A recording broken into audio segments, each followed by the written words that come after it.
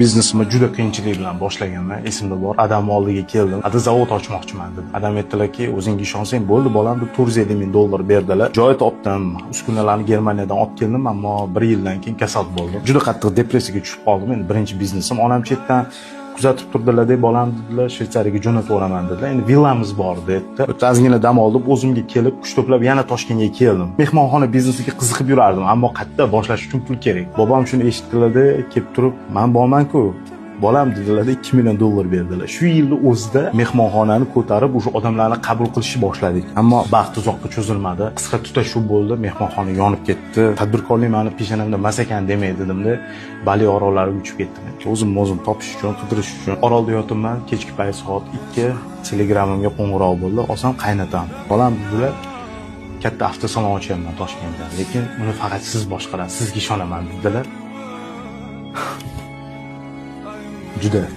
Juda g'alati bo'lib ketdim. To'g'risi, bu voqeani nimaga aytayman?